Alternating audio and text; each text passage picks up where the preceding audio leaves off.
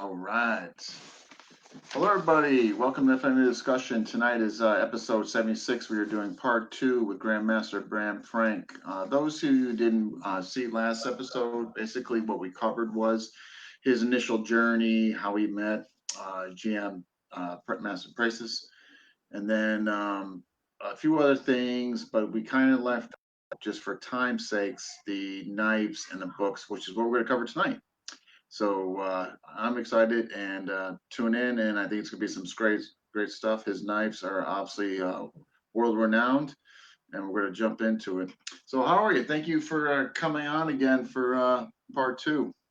Thank you very much, Dean. And I know I told you off camera. I'll tell you on camera. I've put everything on my table on a protective thing here, so I actually have knives I can grab and show Yeah, why I've come up with stuff. no, Um, fantastic. I mean, it'll be great to see. We can show and tell. So now, like I said, what we covered last time, I guess before we, get into your offerings, what was the initial inspiration as far as you wanting to make your own knives and basically sell them to the public? um, I've always, well, as we discussed in the first one, I'm an old arms and armor. If I could have gone into archaeology, my mom would have been happy, and it's a thing with me that I would have done dinosaurs and arms and armor. So I've always been concerned, and since I was 4, my grandfather had a knife in my hand. Mm, Um, I'm if I like something, I can be smart about it. If I don't, typical Minton thing, I don't pay attention. So how knives work has always interested me, and I'm always amazed by the design, how they fit in your hand, and ergonomics. My dad, when I was growing up, my dad and I had wars, all typical son-father thing, whatever. And but my dad used to tell me, because he was one of those in the early days where engineers and designers are two separate worlds, and he had an engineering degree and a design degree. You okay. know, so he used to look at me and go, engineers come up with stuff that designers go, I can't fit that in, and designers would build something, and engineers would go, it won't work in the space you've given me. So he used to look and go, Mm, it's got to fit. So I'm real big about that kind of stuff. So the reason I designed like the very first trainer for Remy is there were no training knives back then. And I was blessed that Knives Illustrated called me the father of the modern training drone. And when I tried to tell people we need to have training knives, it went, what for? mm. And I'm like, well, without training knives, you can't function. So I am the father of the very first functional folding training knife. Oh Not to wow. Eric Remen used to take some of the leftovers from Spyderco that were returned. Spyderco didn't know what to do, and he would grind the edge off of them Oh, okay. and put another clip on them. And Eric Remen taught a clip it course. Someone said those are the first. I said no, they're dangerous. Real knives where you take an edge off, they still have steel taken away, and it Mm, not having an edge is just a matter of how much force do you use. Great idea, but I took it the next step and said, let me design safe functional training knives. And my first recat knife, there's only 5 red trainers out there. I don't even have one. He sold them to other people.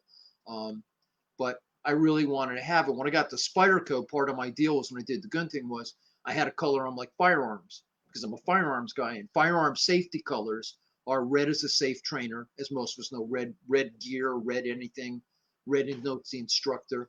Red is safe.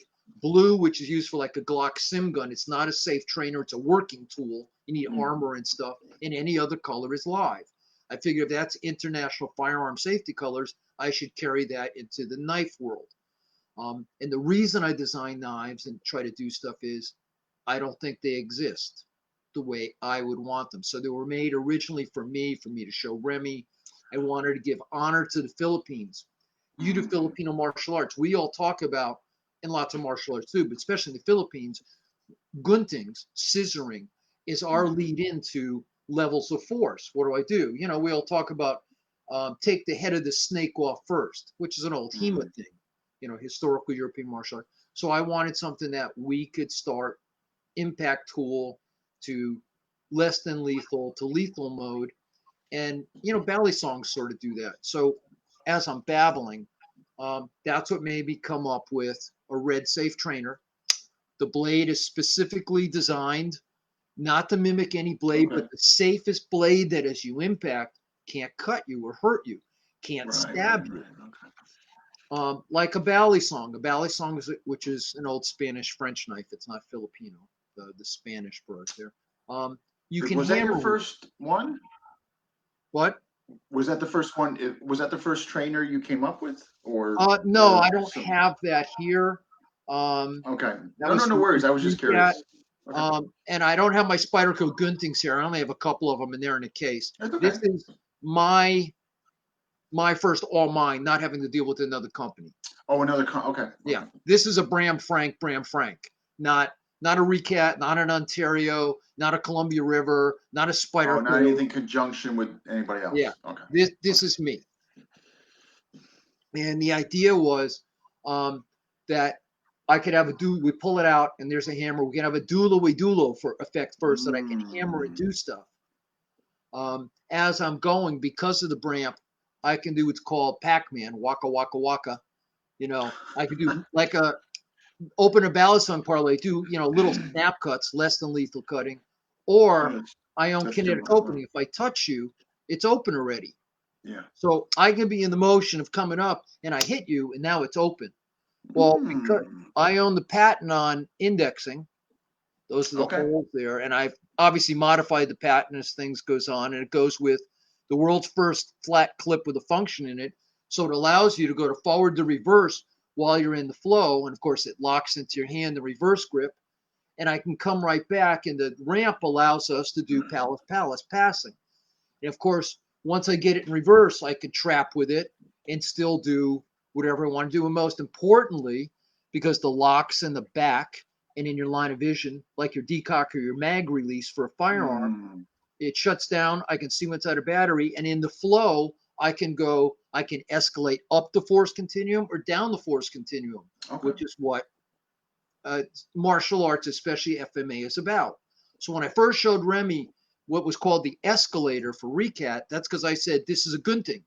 And Bob Taylor said, a cunting? And I went, no, a gunting. And he goes, you're serious? I said, yes. He goes, no one will know what that is. I go, all JKD, FMA, and Salat guy, they'll all go, yeah, we know what that is. He goes, well, I don't. Which could be your main, at that point, probably your main customer. Yeah. At that point. Right. Yeah. So he said, what does it do? And I explained that it's an escalation in force, that's what the connotation is. So he said, oh, we'll call it the escalator. So that's how I ended up with the Recat escalator. When Spyderco comes in the deal and they buy out the rights to it and we move it to Spyderco, I go, we have to call it the gunting. Okay. And I won. And I got 3 models. My blue crimp tool, which back then did not have a glass breaker on it. He didn't understand why I wanted that on it. But a true dulo, which has a non-cutting now jimped blade. Before it had nothing on it. Or I had a safe red trainer for the guntings and a live blade, but I actually get to call it the gunting and start using Filipino terminology because I went, you don't do this, I won't make the knives with you. And that was the first. So I brought, while I was there, I started Marshall Bladecraft with them because I used to have Marshall Knifecraft, Marshall Bladecraft. I didn't know what I was going to call my stuff. And in a big meeting with the attorney, Sal go, can you bring this program in and can we call it Marshall Bladecraft? And I went, sure. I'll use Knifecraft for me, Bladecraft for you. And eventually brought one of my friends, Mike Janich, over, who started working there, and Marshall Bladecraft became part of what he did. So I called mine Marshall Bladecraft Gunting because I didn't care about the other knives at Spyderco. I concentrated on the Gunting. And eventually I said, if you have Mike there, you ought to let him have his own knife, which is how we ended up with the Ojimbo and stuff when he came back to Spyderco. Because Mike's been in a lot of places too. And without Mike, Paladin Press had no videos and had no books about martial arts. Michael was the heart and soul of all that. Anyway, so when I started making knives, the first thing, believe it or not, when I made my own company, my own knives, was the crimped, what I call the Crimp 2. This is a modern dulo. Okay? And the reason it is that it will not cut anybody. It has a non-cutting jimped blade, cannot cut flesh, but it grabs fabric. And the cutter breaker is designed that I can cut reinforced wire, I can cut clothing, I can cut a seatbelt, but you Mm. cannot cut another human being. Someone said, well, you could stick it up their nose and cut them. I guess you could because that Oh my opening's gosh. so little. But it's So a safe clever. cutter. It's designed to break out windshields and side glass. I can cut the laminate, I can cut seatbelts, and it would allow Filipino martial artists and other martial artists to carry a non-lethal impact tool. And people said, what does it need to open for? Well, that's my expandable baton. I'm here, I need leverage. Oh, now I have the leverage to move in, and I can use it Mm. like a knife. If you have a knife and I don't want to cut you, I can still use it as a cutting motion, move in and pick up and trap. So when I cut, do my abanico, I'm under your wrist, I pick it up, I pick up your elbow, I come back. When I go to reverse grip, now I can still do all the trapping. And of course, with the Bramp, I can do all the finger grabs, I can hammer, I can do pressure points. Right. And I Huh. designed it for security, police, and the regular martial arts guy. So instead of carrying a Kubaton or one of those Yeah. other, don't have corners to bend you around, my tool, I've got, and of course, yeah, I could do Waka Waka Pac-Man and grab you, and I can't cut anybody, That's too funny, you Pac-Man. know, Hey, and, oh, we got some you Maestro. know, I just want to give a quick hello to people. We got some people here here to see you. We got Brian Zelinsky. Ask him about the freaking ice cream cart music in the mall in the Philippines in 2006. we Romeo did a Bravo. big, we were teaching and doing a Brian. demo in one of the big malls in the Philippines. And Brian, I don't think Brian ever done one. And in the mall back then. So they cleared out an area like where you put the cars, you put stages, in a mall. And they cleared an area for us. So we're all teaching and doing our normal classwork and running the FMA festival there so that everyone could see us. And the ice cream music's playing in the background. And and that's all you hear is that like piped in crazy music in the background while we're trying to teach. And that's where Oh, okay. Brian and I really bonded back in 2006 in the Okay. Philippines. Okay. um, Neat. Neat. but it Okay. was it was crazy, and one of those times, I was Brian and I are yelling at each other from the third floor down to the first floor in the big atrium as each of us are teaching about. I just taught that last week in class. Oh no, yeah, see that's real. Look what he's doing, back and forth to each other. But yeah. 3, 4. By the way, No. the most important thing, some of these guys, I know them. I want you to see it on a folding knife, and you'll get this when you said it's not just the knife; it's the ergonomics of the handle. But most importantly, is the lock. It's a folding knife.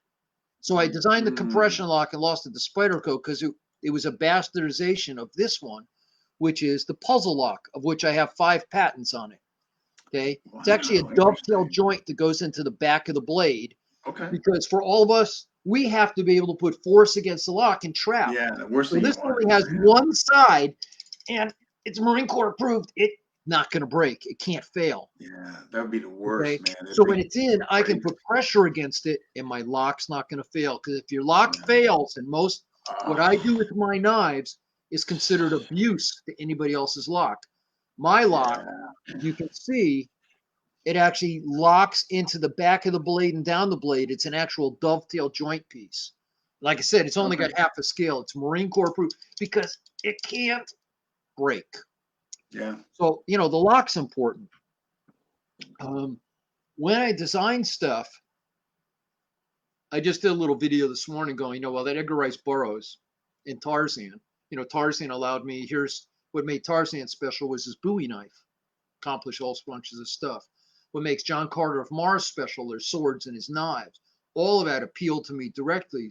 Like I said, I want to be a knight in armor. So here's a man teaching a martial art who doesn't tell me 40 years into your life, we'll teach you some kind of weapons. Mm. Here's Remy Precis going, I'm going to stick a weapon in your hand right away or a tool in your hand. And by the way, did you know we use swords and knives? And I went, aha.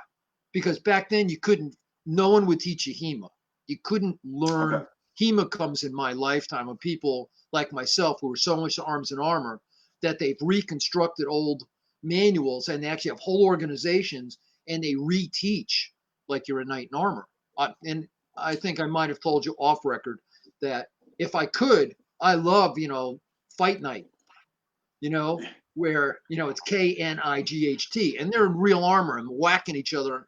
And I couldn't do MMA. I wouldn't go into boxing. I wouldn't go into kickboxing. I No, wouldn't I do am any of that right fascinated now. by that. But I could be put on armor and go after someone, and it's a hard sport. Believe me. I'm But sure it is, but I'm that fascinated by kind it. of stuff, you know, made me, you know, so the crimp was my first tool Okay. in my own company. And because I love Randall and I love buoys, and this is my homage to a Randall Model 1 and to Tarzan's buoy. I can carry this. And a lot of my tools, you know, I'm able to pick them up and I can Pac-Man. And what I meant is that I can come up and there's teeth on them, and I can just cut to a depth and not cut all the way through. Okay. I could come up and actually cut through Pac-Man style. And of course, I can come up, open it, That's too much. and cut across. Okay. Okay. And it won't matter even if I come up, you know, in reverse grip. So I can cut. Okay. So I wanted a usable tool. When I showed Remy, he was so excited. And Shashir, when he first saw me, said, "Oh, Bram, you know what you did?" I said, and we joke about it. This is what he called the Bally Song in the Millennium. Because a Bally Song, you can use it as an impact tool.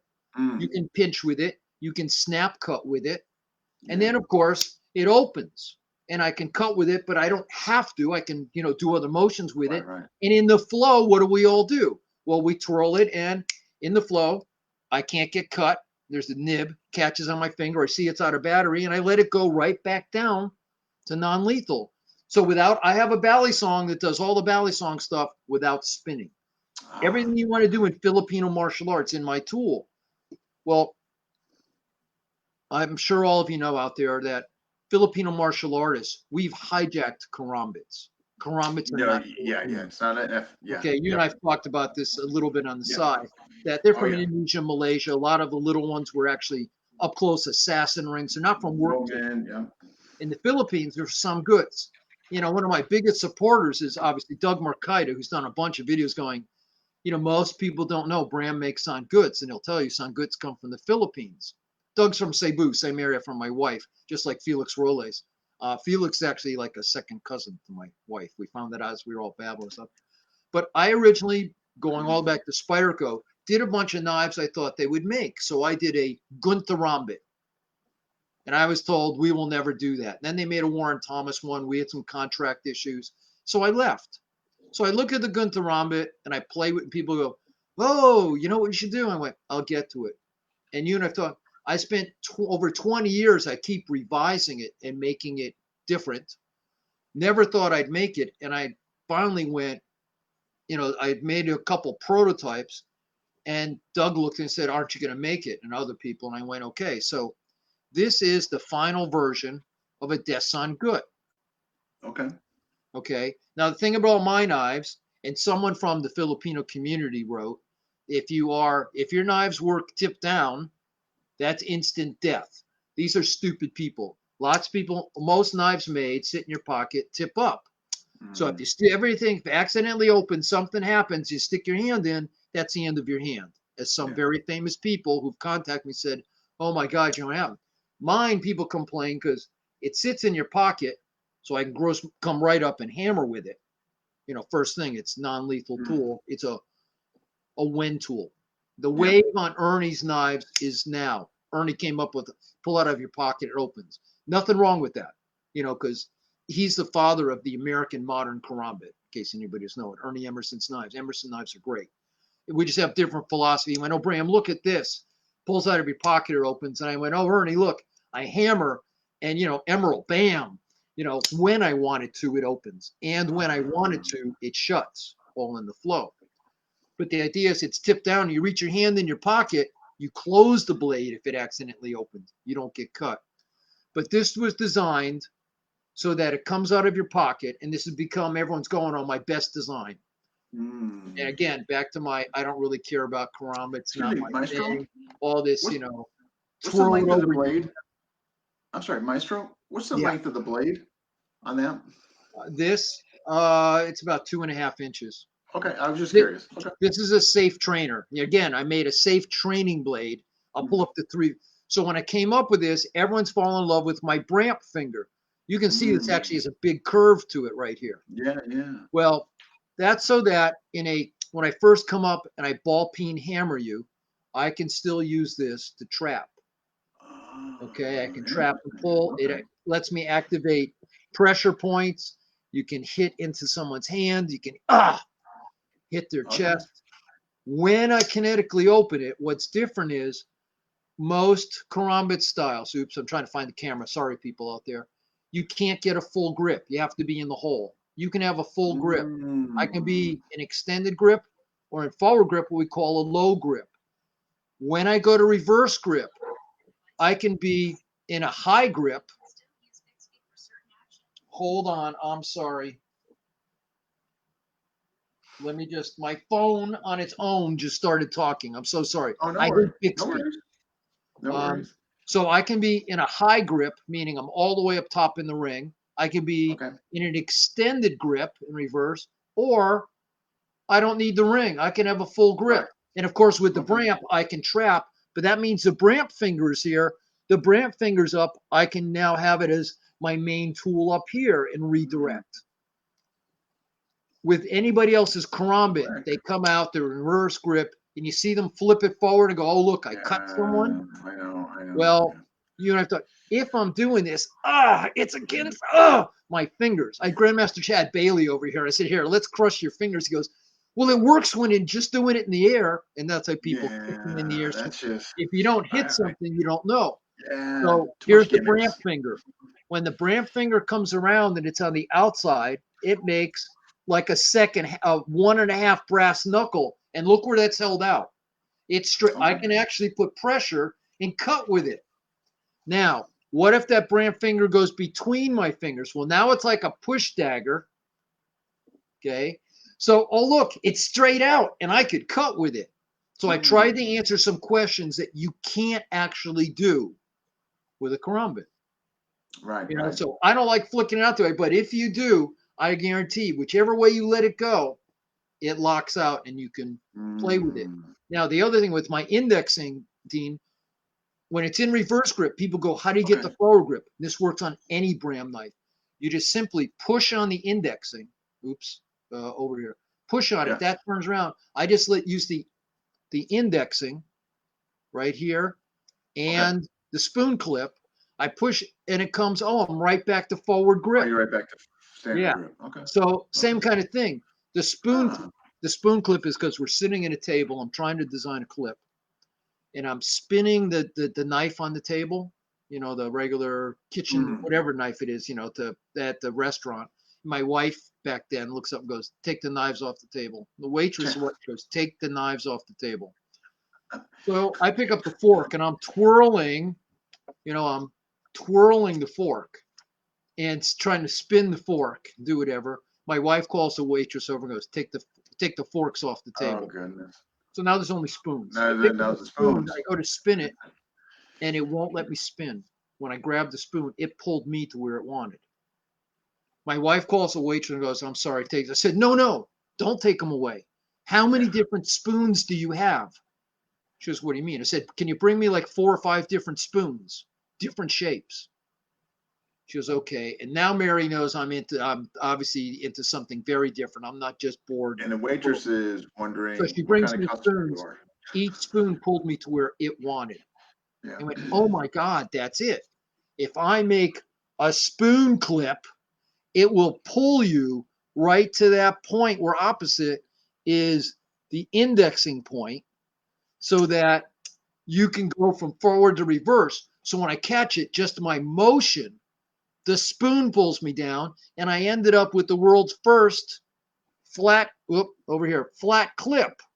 You know, all the other clips have, bends in them and catch. There's nothing here. So it's patented as the world's first flat clip with a function in it. And the function is, because of my playing at the restaurant table and stuff, that, pulls you down into here, right into the spoon. The opposite is indexing. So I'm into reverse grip and I can come right back the other way. So, and then of course, and that's an essential motion for all of us in Filipino martial arts. We're always going from forward to reverse. I make two different sizes. I make a standard, Okay. which only has a 3-inch blade, and I make a magnum that has a 4-inch blade. Not much difference. And please understand, by legal statute, pocket knives are designed to be carried in your pocket. So 3 inches or less is a common pocket knife. 4-inch blade or less is a pocket knife.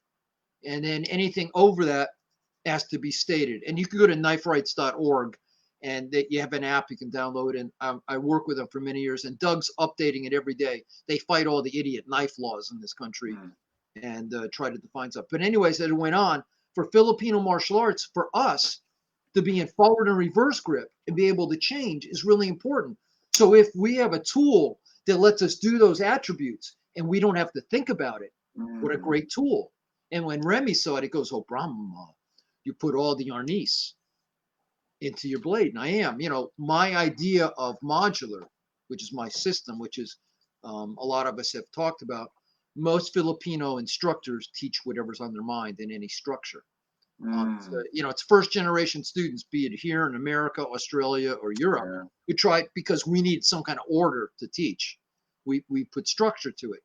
For me, because you and I talked about it a little bit yesterday or a day and a half ago. I'm losing track of time. Because I tend to teach security, military, and police. I don't have years, I don't have months, I don't have weeks. Yeah, right. I have hours to teach them. Yeah, I had to come up with a real simple motion based on what we do. So I wanted tools that would bring out those attributes and encourage us to do that. Now, let me grab, this is a traditional sangut.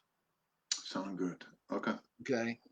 They're called Des Sangut's because Odessa Ramos and Brian was there. It was back in 2006 when Odessa tested before this board of all these grandmasters actually at that mall with the crazy music in the background. They sent her out because she loved Sanguts with Cristino Vasquez, and they sent her out to go find any Sangut masters who would teach her. So we ended up taking the modular I taught her, taking a Sangut and using it in the modular system. So Roland knew about it and Cristino, but test for the board, and they went, oh my God, that's great. And she did it single and double and used a Filipino Sangut, a real one, not one of my folders. Yeah. And we talked about I should make it. So the reason it's a Des Sangut is Odessa. Her nickname is Des with me, Dessa. Okay. So, and she loved it. So I ended up modifying it, make it for her. And it just never got done. But that's why it became the Des Sangut. And she had some fixed blade versions made, which her husband in the German Ranger Battalion and German military, they used in Afghanistan and other tours of duty. And people have seen and said, do I have the fixed blades? Well, I swore I'd never make the trainer, but I did. So I ended up also making, this is a spear point. Okay. Because someone may not want that traditional blade. And of course, it cuts really well, but you can see it as that spear point on it. Of course, I had to make my buoy. Okay. So it's a mini buoy, and these are only like 2.5-inch blades. They got a nice grind. They fit in your hand. And, I was talking about kinetic opening as Bam, like Emerald, that we can be in here doing Filipino good things and hits and make it move. And I was talking with Jay Fujimoto, and Jay, of course, like most modern guys, we're doing firearm stuff. And I talk about the lock release for me is good, and even my grip. My grip is a firearm grip. You hold it with your bottom 3 fingers. My finger's in the trigger, okay? And if it's in the trigger, when it can't close on you, and you see it's out of battery, I can bring it back in the battery. And Jay looked and said, Bram, when you kinetically open it, that's like racking the slide. You kept that whole thing. I said, well, yeah. And so for me, when I'm in that firearm grip, I told you I work obviously security, military, and police. We're in this position a lot. So if that's how I hold it, and that's how it fits in my hand, so it can't come out. It's locked in place that you can't Even open grip, you can't pull it out of your hand, you can't slide. And in reverse grip, the Bramp locks it in, but it's that same lock in. Yeah. So I don't have to worry about the tool sliding. It's a firearms tool. It's a position I'm used to. And even in reverse grip, it's like holding the firearm. I'm locked in. Right. So I wanted a tool that we could all use. Now, with that, I modified it. I came up with the training system. The training system, modular, was because, human beings we can have our arms open or we can have our arms closed. That's all we can do. Okay. So when we're doing Filipino martial arts, we learn to either be open or closed. Yeah. We learn to alternate them. That I'm closed and I'm open, I'm closed and I'm open, or I follow.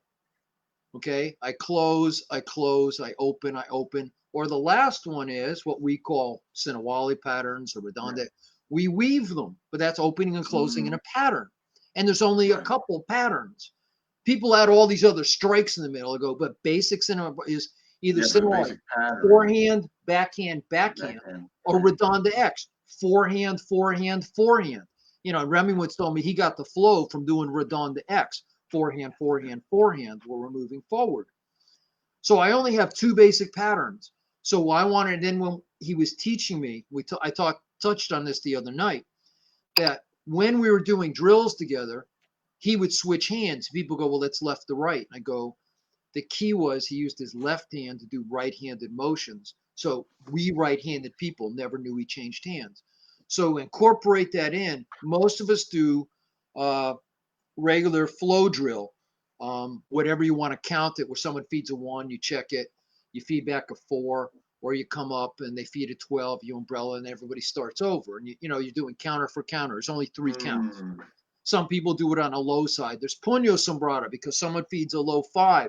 So you shield it, you feed a 2, they hit it, they feed a 12, you do a slant block, you start over, right?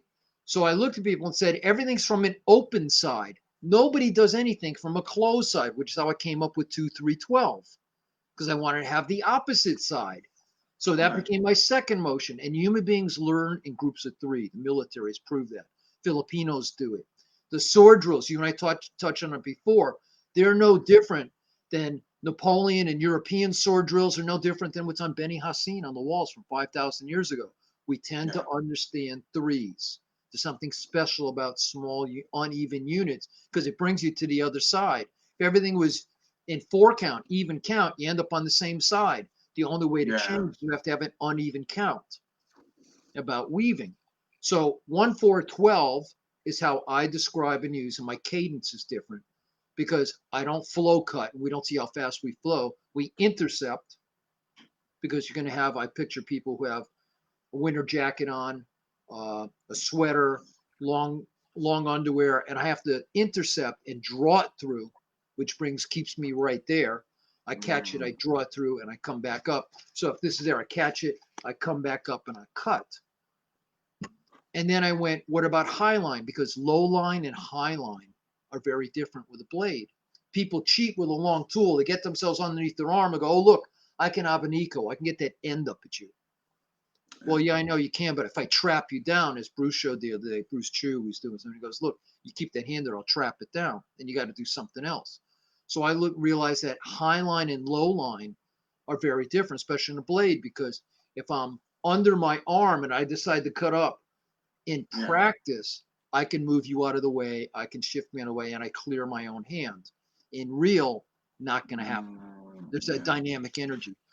If I cut and I'm over the arm, so I'm feeding like a 2 off of that 1, I can't I can decide, I can do it once. I can cut back down. Oh, my own arm's in the way. So blade made it obvious to me that I had to have high line, low line. Well, 1, 2, 2, what I call intercepting on the high line. As soon as Brian goes, well, that's part of tappy tappy. I said, I know. What I did was, Remy used to laugh and he sent it to me and talked to me stuff that I was able to supercharge what his arnis. And I did, it's his arnis. I just found a way to put an order to the chaos. Because like I said, a lot of them, and again, it's not the only way. I just found a small pattern to do what I talked about today. He gave me a choice: teach military and police or teach regular students. teach bolo or, teach knife or teach stick, not both. So I Yeah. picked it. And because I have a short program, I can teach people how to do this very quickly. They usually only give me 1 day. That's an 8-hour day. So I don't know how much you guys can teach in 8 hours, but in 8 hours and only 6 hours actual instruction, at the end of the day, they deploy my guys and they better know how to do it. So, Yeah. the first time I did it to one of the teams, the commander came out, and at the end of the day, the guys were walking off the floor going, I can do that. They only have 3 things to learn. I have 4 perspectives: standard right to right, backwards right, left to right, mirror image left to left, and backwards, right to left, because everybody has 2 arms. It means there's only 4 possibilities. Yeah. Yeah. I only have 3 basic patterns, and those basic patterns are single Sinawali. Why? Because I can do high, low, high. Guess what? That's the origin of basically Silam Tao, because I cover the high line, I guide it by, I follow it back and take it back down and come back to Wusao. So I'm following that triangle. So I found the connection between Silam Tao and that basic Wusao, Paksao, Fuksao motion and single Sinawali, because I protect those diamonds. That led me, when I have the tools that work, that the modular system, and it doesn't matter. It's like when I cut a forward grip, when I go to reverse grip, I cut the same way. And people go, that's ridiculous. Reverse, we only do this. Well, that comes from, let me go back to Alfred Hitchcock, in Psycho. If you don't know, Alfred Hitchcock actually knew a lot. People go, what are you talking about Alfred Hitchcock for? So in the movie, the original scene, the famous scene where he has the knife and you're, The shower. when he first did it, it was like this. And the reviewers, and it's in Hitch's bio, they said video bio they used to have at the Hitchcock exhibit. And Hitch comes on and goes, it was such a stirring scene, but everyone went, Hitch, the knife is upside down. And he went, what? Said, yeah, look, the knife's upside down. Anthony Perkins holding the knife upside down. And he's like, they're idiots. But, he doesn't need Anthony Perkins to refilm that part. So he turns the knife this way, and you see them going, nee, nee. People go, what a great movie. And I'm like, idiots. But Hitch knew. All right. So I look at people and go, how you hold it, what you do is important. It's a matter of, everything's a matter of perspective, but that's sort of what goes into how I use my tools. Just so you know, I don't do edge in. Okay. I don't do any of this, whatever. This is like a cat. You obviously have never, if you say that, you've never owned a cat. Cats don't walk on their claws. The claw is the end of their finger. They don't have a separate unit, and they sit on top of their paws, and they come out. And yes, they have a little curve, but they cut on the way out, not on the way in. That's just so you can't get away. And as they come back, it automatically releases as it pulls back into their paw. If you have it going towards you, it means anything you put in front of it will be cut. So my mom taught me when I was little, edge out. I'm always edge out. Reverse grip, I'm edge out. But that goes back to this, when I was saying about Psycho. People go, look, I stab. If that's all you're going to do in reverse grip, get an awl, get an ice pick. People go, well, your motion is stupid. You turn it up. And I went, I guess you don't do figure eights in reverse. Yeah. And they go, what? And I go, my motion, I'm teaching you about figure eight. Number 1 comes in, reverse, I'm here. Oh, look, forward grip, I'm here. Reverse grip, my hand position is different, but the knife is the same. And so I make people do reverse grip. I go, there's your figure eight. That's how I enter. Ice picking, I can put, that's a stabbing, poking, whatever. Forward or reverse is the same. That has nothing to do with reverse grip, use of a knife. It's a matter separator. So a lot of that goes into my system. And of course, because Remy had taught me about bolo, and I've, of course, as Odessa and others say, I've added a lot in, personal experience of hemo, whatever, and actual use of it affects what I teach. But I do have, as of now, for the blades, I actually make 8 different blade shapes. Not counting the Desan Guts, where I have 3 shapes. I make a miso, which is geared towards women or guys with business suits. Okay. And that uses a kopis, like the sword from the 300, the old Israeli, old Spanish type sword. I make a kopish from King Tut, kopesh, not kopis. Mm. You know, make a dao, make a bolo, make a katana, make the world's only folding katana. You know, Dana Abbott has it. I sent one to him because, you know, he's Mr. Katana. And he was weapons instructor of the year before me, you know, for Black Belts Hall of Fame. But I try to make sure that everything is standard for me from the ramp back. Okay. Nothing changes Okay. on my knife. So if you buy a Bram knife, can't see the blade in my hand, everything's identical. The only Front thing back. that I let vary is the shape. So this is the safest shape for a safe trainer. And then I Mm. offer 8 other blade shapes. That doesn't mean I didn't make the exact same knife into a fixed blade for people who like fixed blades, and the weight's Right. identical, and they're identical to the folders. Mm. Okay, so if you pick up one and you want to say I want a fixed blade, my fixed blades match up to my folders, whether they be standard or magnum. Okay, and like I Interesting. said, the only way I can make my folders work as good as a fixed blade was to, you know, to invent my own lock. So the puzzle lock and dovetail joints are how puzzles are put together.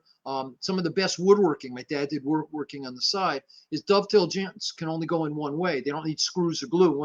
The Japanese make some of the best, most Mm. amazing dovetail joints. But once they're in, they become a solid piece. They're like laminated wood. Right. Okay. Okay. And a lot of our girders in giant buildings are actually laminated pieces of steel that go in, and then we drop those bolts in. You watch the guys, you know, in the cartoons and everything, climbing the posts and dropping the hot studs in and hammering. But those pieces interlocked first.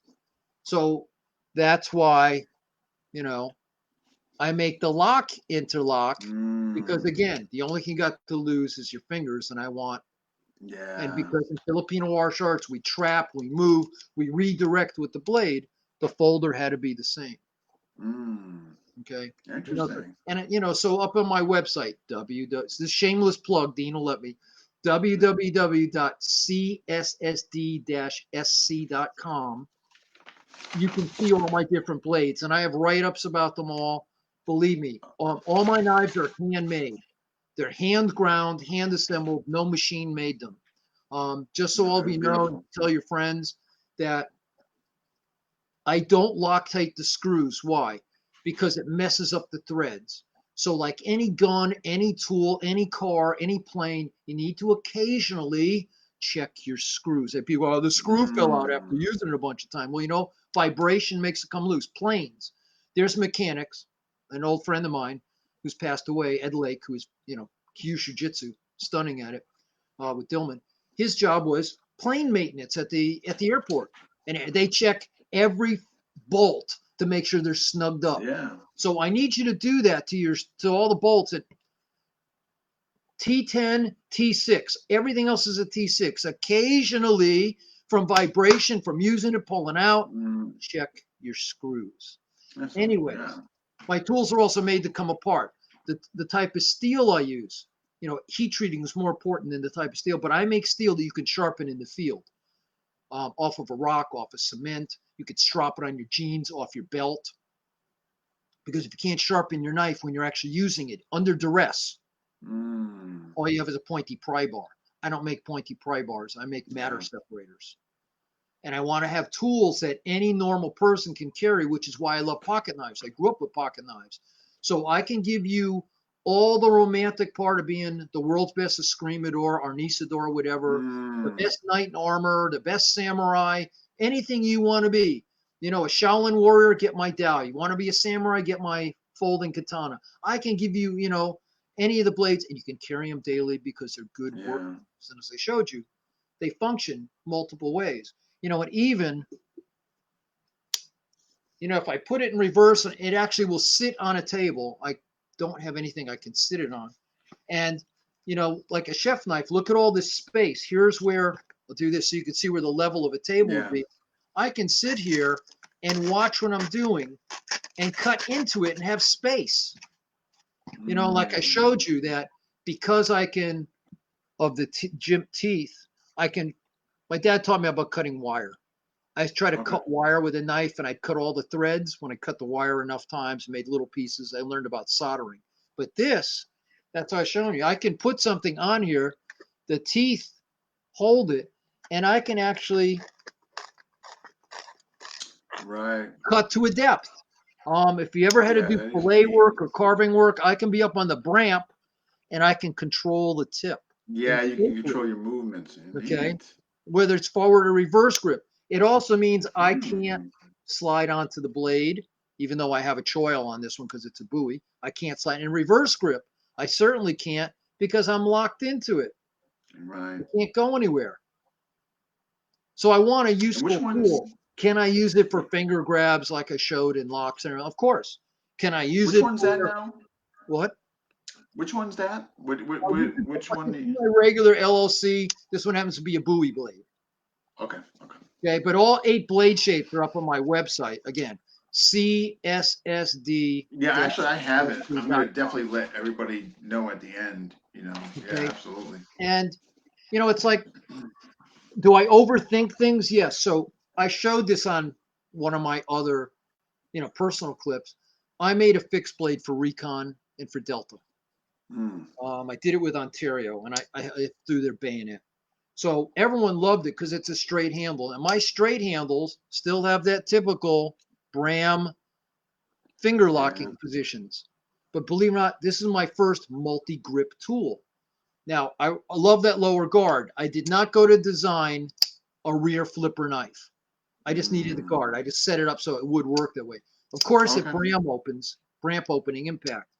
But it also meant by that rear guard, I could use the rear guard as a grab and a hit, or I can use the front guard. But the most important thing was I can be in a Bram grip. I can move up to a middle grip. I can come up to a high grip, or because again, this one Mm. is a choil, and that's what a choil is for. I can go up and lock into the choil to bear down. I think that's a little unsafe. Sometimes you have to. And if that had a full blade, I couldn't reach in front of the guard. Yeah. Yeah. So Right. my new Right. one, where I can come all the way up into it, I'm locked on this bottom guard, and I can bear down and Mm. not worry about sliding. So it's a work tool. So I'm doing this for DEF CON 5, Fox's military division. Now, what I just did with Allen Blade, because a lot of people in FMA say I like reverse grip. So I generally do primary forward grip. It can be used in reverse grip. So I just came up with this one. And believe it or not, Wow. it's really good in a forward grip. I know I Mm. get carried away. I answer questions for myself, but it's actually been designed to lock into your hand. It's my first reverse grip Reverse. knife. Wow. Primary That's motion is beauty. reverse grip, and yes, it is indexing. I just cut a hole all the Mm. way through. I own that patent on that. That's my indexing to go from forward to reverse grip, so I can just change up. And of course, it's got jimped teeth in the back, Yeah. so that I can still trap. And all my fixed blades work the same. All my folders work the same. Wow. Everything's jimped. How many Um, patents do you have? I own 6 patents. Uh, Wow. 3 of them are on the variations of the same fixed blade. I own 2 utility patents. Now, in the utility patent, the big one covers the Yeah. the clip, function in a clip. It covers indexing as well as kinetic opening. That means even that front, people have a front lever coming out. People said, how Mm. could you have done that? That's what straight razors have, that little lever. I said, you've Mm. misunderstood. You obviously never read a straight razor patent. That wasn't to open the knife. That was so that you could hold it open. That was the lock. I had nothing to do with. I have a lock. I use that Mm. as kinetic opening. So that's included in my patent. I shut down the Vanquish and a couple of the knives and said, well, we have this front lever. I said it kinetically opens. That's why I tell people Ernie's wave. I don't care if you don't have his little finger. If you found other ways around it that Mm. it makes a finger, Ernie owned the utility patent. Utility is how it functions. Wow. I own the utility patent on kinetic opening and indexing. So I don't care what you make your indexing look like. I don't care what you make your clip look like, or you make the Bramp kinetic opening. I own how it Mm. functions, not how it looks. Yes, I also own Right. the design patents, but more importantly, what took the longest is I own the function patent. I'm a good Menson kid. I like I used to I built race cars, hydroponic systems, all This sorts of is neat. awesome though. You got 6 patents. Yeah. That's admirable. Yeah. Yeah. I thought I only had Okay. 4, and then the patent office said, did you realize you submitted 2 other variations of the same patent? which was for my fixed blades. And I Mm. went, okay. And they touched, they're real similar. It was just an addendum patent to an existing patent. Okay, okay, okay. Yeah. So So, impressive. Yeah. and all of that leads me to not only knowing it, uh, I know I don't want to miss it. I jumped to, of course, I got to have books about it. Oh, that's not the right one. You have that one. This one, I decided to do a whole book All about right. all my knives and how Well, I let's jump designed into the knives, books. what went into it. People All and right. um We're into the books now. Was yeah, that I your just first want. book? Oh, my first book is this little What tiny. year? So what Uh, year? I don't like. Let me check. This says first edition. 2003 is when I So actually made. 2003 first book. Okay. Well, I actually did it for years before that, but I spiral bound them because I did. There was no online printing, Okay. so for a few years before that, I used to go to like the Kinkos and I'd have them print everything in spiral bound. So the books cost me a couple hundred a piece, 175 to 200 each, and I Mm. had some dedicated people who bought them. So this is 500 pages of Okay. how to do Arnis Bram style, and of course with pictures of Remy and pictures of Remy doing stuff and my interpretation Okay. of how I viewed it because it's from a blade form. That's actually my first edition. Then I did a few different ones.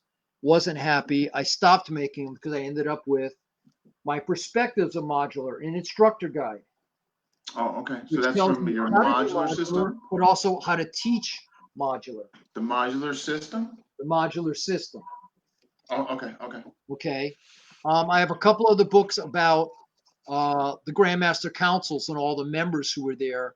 And I didn't care if their Mm. stories contradicted each other. I just wanted something, a couple pages about each Grandmaster. That made me think about, I ought to do the book you have, something about the Filipino masters and grandmasters who have affected Mm. my life and contributed to my learning. And you and I talked the other day about it that the picture of the Filipino flag, which Oh, the is flag. Okay. okay, Yeah. that's correct on the book here. All right. When I took it off the internet and I saw it in most people's schools, it wasn't correct. And I think I told you, President Aquino and, Mm. and Grandmaster Garitoni Nicholas went, the flag is backwards. I went, what is? And I went to check. Lots of American and European and even ASEAN, Australia, Filipino martial artists had the flag backwards, and that's a crime for them. So I did, as you know, Yeah. uh, I'm sorry, I'm looking. I ended up doing, and President Aquino was very happy. I did a whole bunch of pages in my book, as you've seen, because you have it there, about the flag Yeah. and about Yep. the Remember, proper remember reading way about that. the Filipino flag The hang it. it should be posted and colored. And when I took that image, I realized someone had taken it and accidentally swapped it, so I flopped it back so the colors Yeah. were correct, and that's from the Bolo Battalion. Oh, okay. Okay, and So this book, I think here, because I definitely want to spend time in this book because I thought it was incredible. And for the main reason, the dedication that was just given to some of the great masters, and I thought it was so incredible on your part to do that for them, as well as the present, and all that. right. But I just thought it was just so. What was? I mean, obviously I'm sure there were seven reasons, but like, what made you like, hey, you know what? I think I'm gonna do this book on the top 100, and I'm gonna pick them. Like, what was the Well, inspiration? because originally I was with I won't say this man's name. I belonged originally to the Soki Council. I've since parted ways with him over different issues, but someone there did a Grandmaster book, and it was about yay thin, and we all had a postage stamp. And of course, I did the Mm, stuff for all the Filipino guys because they weren't going to do it. And they gave us a postage stamp in like 4 lines. And everybody who was his friend got this big write up, and he charged $60 for the book. So I had a fight with him. He said, mm, if you think you could do better, do better. So I went ahead and did a 600 page book for the Grandmasters, gave 2 pages and put 300 Grandmasters from the council in it. And I still couldn't fit everybody in because there were so I had a posthumous section, modern section, dedication. So I did a second one. And people went, you know what? Well, it took me a year to do each book to make sure everything was right. I did everybody's logos, every representation. And it occurred to me, why don't I do something about Filipino martial arts, and not just a generalized book, but like I said, people who affected me or affected the teachers who taught me. So there's some people I've trained with a few times. There's some people I train regularly at seminars with. There's people who we have shared techniques back and forth. Sure.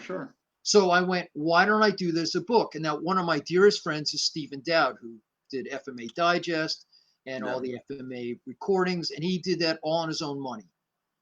So when the magazine used to come out, which I love, Steve paid for it, and he did the FMA Informative, on, and I used to always give articles to him. And we were friends for a long time. So in this book, I have a lot of Steve's stuff in there, and there's a lot of Grandmasters I never met. So I took those sections with his permission out of FMA Informative and FMA Digest, and you've seen the back of the book, that whole section with a little picture and a clip. I don't know them, but Steve knew them and researched them, so they were in there. So there's actually more than the top almost 200 for me. And there's still people, like I said, who didn't respond, and I didn't get them in here. No, I know. Yeah, but still, though, I mean, just the idea, and those who are watching and listening, who or watch this subsequently on YouTube, this book is a must-have. I mean, I just think it was incredibly done.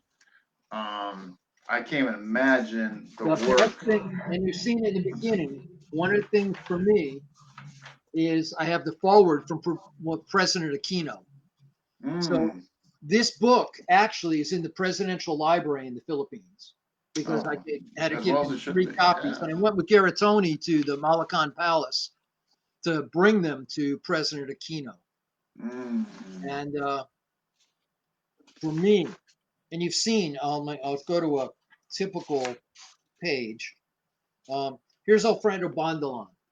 I tried to do what everyone with pictures and stuff, and then a basic write-up, something about their history, what they've done, so that, and because I did, I can't print in color, and I don't know why they won't print in color, because ink is ink these days. It's not like the old days you have to do color separation. But what I did for the Grandmasters I know was I took the PDF of their pages and sent it to them and said, please use it, print it any way you want, because I owed it back. And I just love it. You know what? All my teachers, with the exception of one, past, present, I guess you could say future, are in this. Bert Richardson, Ron Kozakowski, my first teacher in FMA, Bong Abenir, my Abenir teacher, David Gould, my Lameko teacher, Tom Sotis, my AMOC teacher, Steve Grody, Dwight Woods, you obviously, Chad Bailey, who I've had on, Bruce, who I've had on.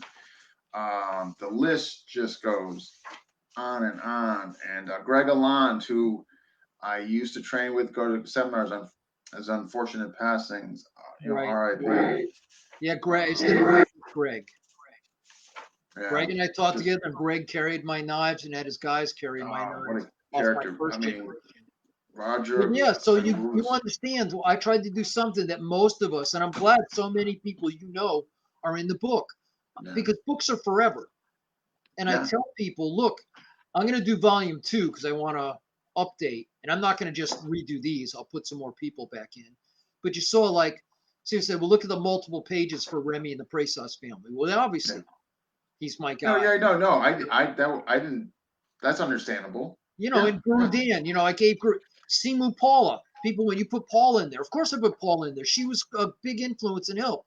There's females. And some of the people I put in there are friends of mine from the Philippines, like from Garitoni. Most people didn't know Garitoni Nicholas, who had come right from Ernesto and had permission to open his own system. And he was the Eagle. He was the Philippine Eagle. Garatoni was creative and bright. It was a shame when he passed away. And I have know. a copy here. I try to take around, and I've used it like a yearbook. Every time I see someone, I have them sign it. It's And so I'm really funny because sorry that some of these I people do the same passed thing. before they signed it. I do the same thing. Matter of fact, Maestro Bong, again, my teacher in Abenir, is, again, knock on wood, if Nevada doesn't get put on lockdown, shutdown, is coming to Las Vegas in January. And I'm so excited because he's the only current teacher that I haven't got to sign his book yet. All my current teachers, I've gotten to sign them. So I'm like thrilled to death that Okay. I'm going to be Well, I ready. may have to Oh, I come got a out. question. Yeah, I might have to come out and have them sign the book because I have obviously Yeah. haven't been back to the Well, Philippines. here's the thing, though. You're going to have to sign mine, too. Yeah. So, hey, Well, Brian you wants to can bring it. know. You can come on, and when you come out to see Chad and everything, you come to Florida. We can have a big I was going signing to say, party for my you. God, I can get 3 birds, 1 stone. I can get you, Chad, and Bruce all to sign it. One Yeah, shot. absolutely. And Yeah, Dwight. yeah, we can all do that. Hey, Brian Rodriguez. I'm sorry, Maestro. Brian Rodriguez wants to know, where can we get the book? Oh, Lulu.com. Okay, Lulu is the Brian. least expensive. You can get it on Amazon, but I think they charge. They pay me less, but they charge more. But at Lulu, Lulu, like lemon, Lulu.com, you can find the book. Just type in Bram Frank or FMA Filipino Masters of Grant. But if you type, you see all my books come up. And if you're Okay. buying them for your school and students, you can buy it at a discount. I just had 2 friends buy like 10 for their school. They bought them at a school discount because Lulu will do that. Then Yeah. they show up and do a signing party. Yeah, just again, folks, this book, a must. If you're an FMA practitioner and you look up to the older guard or the present guard, a must. So when you were doing this, I gotta ask about this. You know what? It's funny. Before we met, I remember talking to people specifically, and my comments were, what a great book, what a great collaboration, what a great effort. And my question was, how did you go about doing this? Like, I mean, this was like, had to be a serious undertaking. I mean, like, how long did it take you? Almost a year. It took me over a year. Yeah. Because some of them, believe it or not, some of the people who are my dearest friends, not Dan Anderson, who is a dear Dan. If I start to open my mouth, it's already whatever I want from him is already there. I am amazed at how many books Dan Anderson does on regular modern Arnis and Arnis.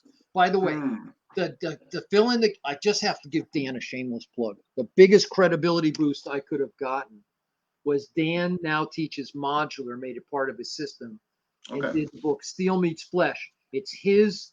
He made modular his own. It's almost, it's got its own Danisms and did a DVD series. So he did what That's Remy your said. knife there too, right? What? It's your knife on the picture there Oh too, yeah, right? it's all yeah. My knife is in the whole book. He uses my knife, my fixed blades, everything. But this is my system, done Dan Anderson style. Oh, But neat. That's a when I compliment to you. do that, going to do it. So Dan gets me. Dan likes to write. So I get stuff from Dan. But some people, Dean, I had to literally track them down and call them and go, I need this from you, or I will go find what you've printed on your websites and internet and grab it. If I you thought can't it'd be like an give me an honor. update. And Like so an honor. that's why I got really talking with Tom Sodas because I went to write something. Tom goes, that's old. I said, Tom, send me what you want. Let's update. So that's when Tom and I first You started want to hear really a funny talking. story? Do you want to hear a funny story about Tom Sodas? Yeah, go ahead. Okay. So I'm going up to train with him. I'm like, man, I gotta have him sign my book. So I go in there, we're talking before we go. I said, hey, can you sign my book? And I'm like all happy, big smile, like Kool-Aid. He goes, why would you want me to sign it? I'm like, you're in it. He goes, what? And I'm like, and so he actually forgot that he was in it. And then after that, he goes, oh my God, yes, Bram contacted me a couple times and all that. And then everything, started coming back. But I'm thinking, like, if somebody asked me to be in a book like this, you damn well I'm not forgetting that, man. Well, some of it, and I push Tom's book. I love Tom's book because Tom and I, the more we talk, Yeah, You yeah, know, yeah. we messing back and forth a lot. Yeah. You could track the thing. So I got the first copy of his book. He said, read it and make comments. Of course I did, because so much of us, our lives are like this. Yeah, You yeah. know, and It obviously was I'm another another good New one. England kid, of course. But yeah, the book is my way of giving back, because Well, you I'm a certainly did. I was taught, I grew up with a little black and white television. And I think I told you, I was the only child allowed in the public library, the adult section of the public library. My parents were professors. That, and you know, obviously they knew all the other people in the system. Mm. And those same librarians also worked at the main library.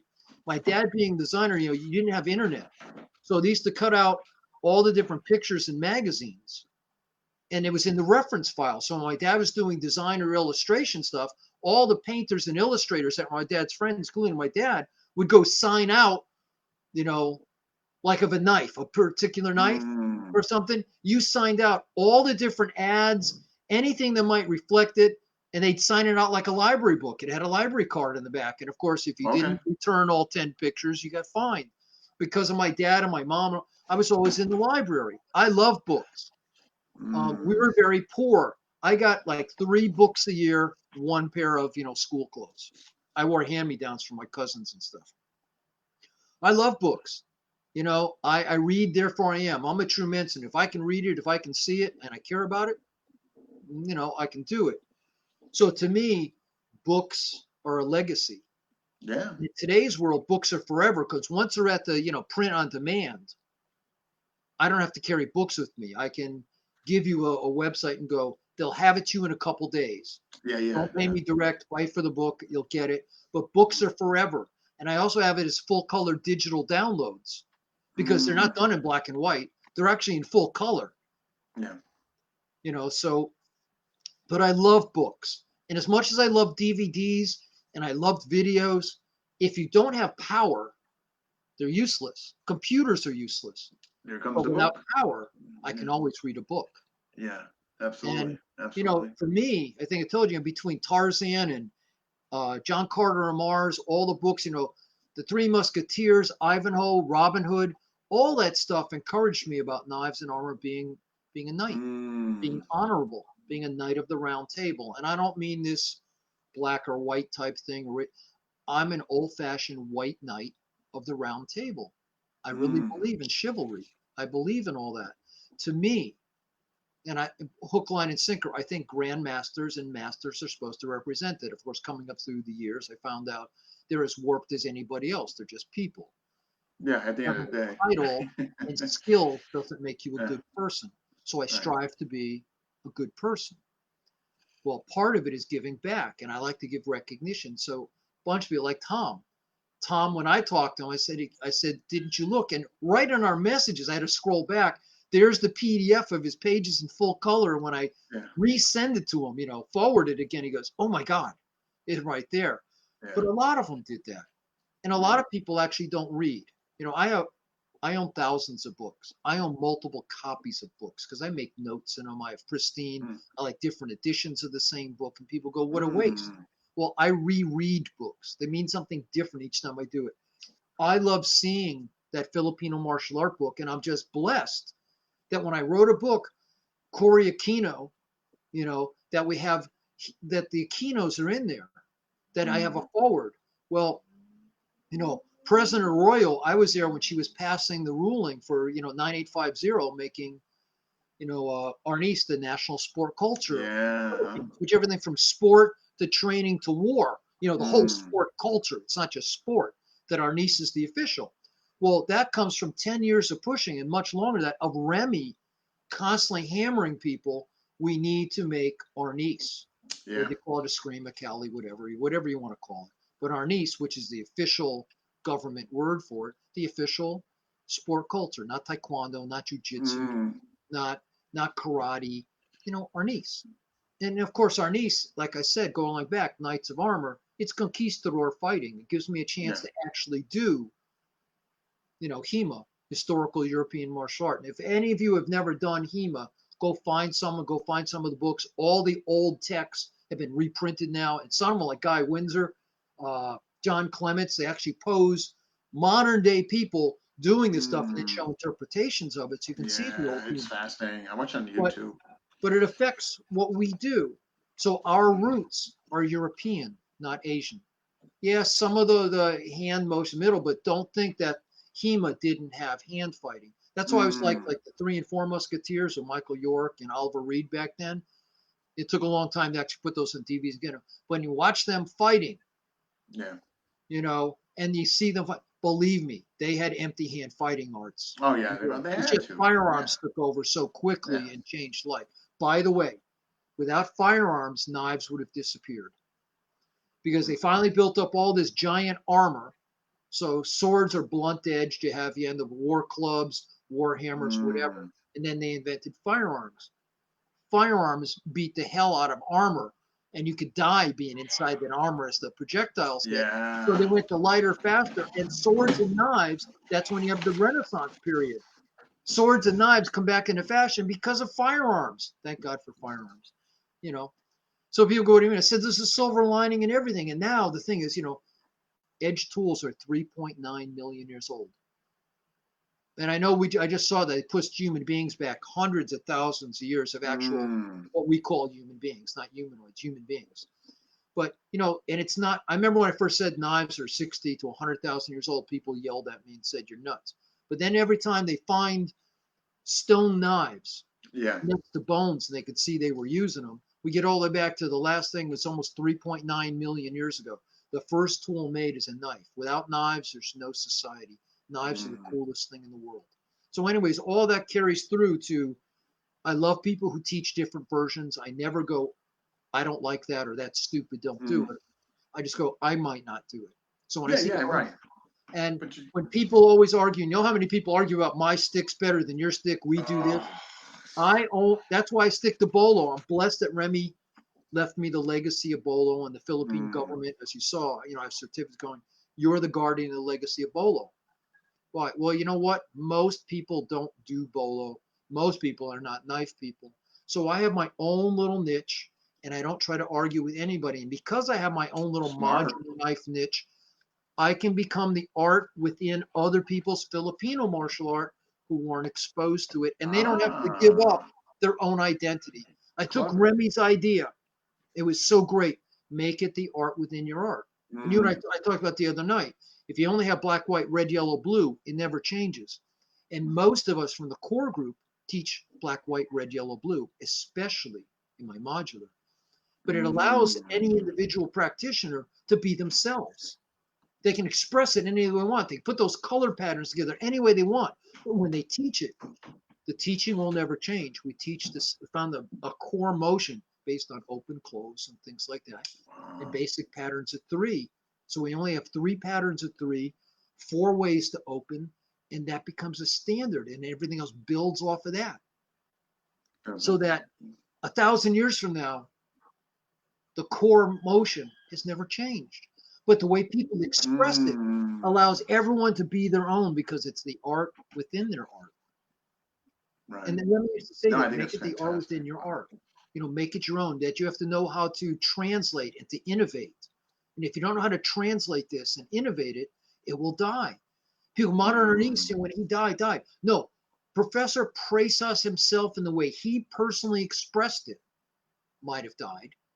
But modern Ernest lives in all of us who do it, who finally went, we're not disrespecting him by doing you know, Bram Modular, oh, no, Dan Marty's no. 80s, Brian's We're our own evolving. piece, Tawa, Yeah, Kelly Warden with Natural Spirit. We're giving him respect because sure. we do what he said, make it your own. And if you Yeah, look at the core, none of us are different. Obviously, the tool changes things. This is a game changer, yeah. because there's some things I don't do. And then one of the jokes I think I told you the other day was, Roland Rivera and Bruce Chu going, we don't like playing with you. Well, I don't like playing with them. And we love each other. It's just Mm, I can't do stick with them because they'll beat the snot out of me. And they don't like doing blade with me because mm. they tend to go to reach for the blade. They do stick stuff to blade. Yeah, if you're doing that hand checking and that stick grabbing. Yeah, you grab a blade, I win. I think I told you I had some very famous people who went, I could change up under duress. And I went, no, you can't. So that's Mm, the other thing. Modular is gross motor skill level. People go, you yeah. should teach something fancier. I can't.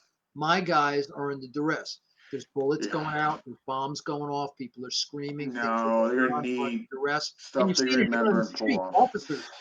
It's Yeah. total chaos out there. So you Yeah. have to be able to do it. And one more thing before I forget, Dean, people go, your knives sit too high in the pocket. I had told you, I just gross motor still grab it. I come right up Yeah. and I'm Under ready for duress, fist to load. me, that would I don't be have to think about great. it. Yeah. Boom, it's in my hand and go. I don't Yeah. reach into my pocket deep in. I don't try to find it. It's right. I just boom, it's there. Mm. We're ready to No. go. But I used Yeah. to, No, I think that's, yeah, it's fantastic. What did because we're coming up. What are your future? What's Maestro Bram Frank's future goals? So what are they? um, I would like my crimp tool to finally get through to the PMP to Okay. officially be bought and used as the official non-lethal impact tool for the Philippines. Remy said that was his assignment from me. I would like that to happen. Hmm. I would like all martial artists and police. I'd like this to be SOP at every department, so they don't have to carry knives and make idiot mistakes with edge tools. That they all carry this Okay. effect. I carry it on my Good. seatbelt, by the way. I stick it on my seatbelt and drive around. What would I like to Great do? goal. I'd like to make sure that people understand knives are your friend. Knives Yeah. are not weapons. Knives are tools. Stuff Tools. like daggers and dirks, things that were designed only to harm people in the past, Hmm. they're not great knives. They had a specific purpose. Okay. Yeah. Yeah. But knives themselves are mankind's best friend. It's the first tool we ever Hmm. had. It's effective. We do two single edged knives, flat, one grind. Those are scissors. Little knives put together, that's a saw. We'd have no civilization. Knives that are designed in an angle that meet together, we call them plows, and we did spiral knives. Okay. Drills are just knives with a sharp edge on a spiral binding. You know, Hmm. we have no cooking, no hunting, no success. We carried our knives with us. Knives did everything. They're useful tools. So my future is I'd like before I die, because I've had some real big setbacks by big companies stealing my stuff. I've had some personal stuff of some of my trusted students and family just basically almost bankrupted me, taking all my money. So I'm trying to start over. Um, I would like my knives to be successful. And like I said, I'm so surprised and happy that everybody has fallen in love with the Desan goods, and that they're going, that's my everyday carry. Do you know all the cool things you've done with it? So I'd like to Wow. help preserve the Philippines and the tradition that's been blessed, Hmm. because the Philippine martial arts took all my loose ends together. Um, I'd like Yeah. to do a couple more books. There's some people I'd like to do some seminars with, but Bram as a person, hopefully I get my wife interested, Nova, over in Cebu, that she can learn about my knives and run the company. I'd like to leave a legacy that my students and my knives carry on, and that I am, no joke, my spirit is manifested in my system of modular, and everything I believe in martial arts, from non-lethal to Awesome. lethal and back and forth, are manifested in my tools because they're options. Martial arts gives us options. So I'm hoping that single-handedly I can change. My mom said I've changed the knife world before she passed away, and Remy went, "Look what you've done. You're ahead of the Sounds like you super." have. But that's Absolutely. what Bram would like to do. It's not about me per se. I would like to make sure I add quality to Filipino martial arts. And all of you who use trainers, I make great trainers. Tack Knife, John Stanley at Tack Knife makes great trainers. Dwayne Hovarth showed me stuff. His knives actually beep and make colors because they're designed for us to use as Filipino martial artists. Hmm. If I touch you, be, oh, you didn't touch me. Well, it beeps and it's red. You touch me, Yeah. beeps Yeah. and Yeah. it's Yeah. Yeah. green. Yeah. Yeah. We win. But I want to add to the quality of martial arts and the safe training of martial arts. And of course, the ability. You can carry our pocket tools anywhere. And if you can't carry a knife, carry a knife. Hmm. Anyways, and I'd just like to be a source and carry the momentum into helping other people and keeping martial arts alive. And hopefully I contribute Great good to it. goals. Yeah. Those are great goals. I mean, this has been absolutely wonderful. Needless is it goes without saying. We will have you back on here when this miserable mess ends. But I can't wait when we get down. I get down to Florida, assuming nothing between now and then, as far as COVID ruins it. I shouldn't be saying that, but when I get down there in Miami, I'm truly looking forward to all of us meeting. I think that's gonna be a great. Yeah, well, Well, and I'll bring and Giddings is around. I'll have Dave come on down. Bruce yeah, has to go the furthest, but maybe get Bruce and Chris, let Chris drive Bruce down. yeah, Since yeah. Dave, me, and Chad are right here, we can all go out to eat together down here Oh, it'd rather be than fantastic. all of us driving up there. Yeah, Hear that that, would be. Bruce? Chris, drive your dad down here when Dean gets here. We'll all meet down here. That would be fantastic. That would be that's gonna be a fun time. Yeah, that'd be wonderful.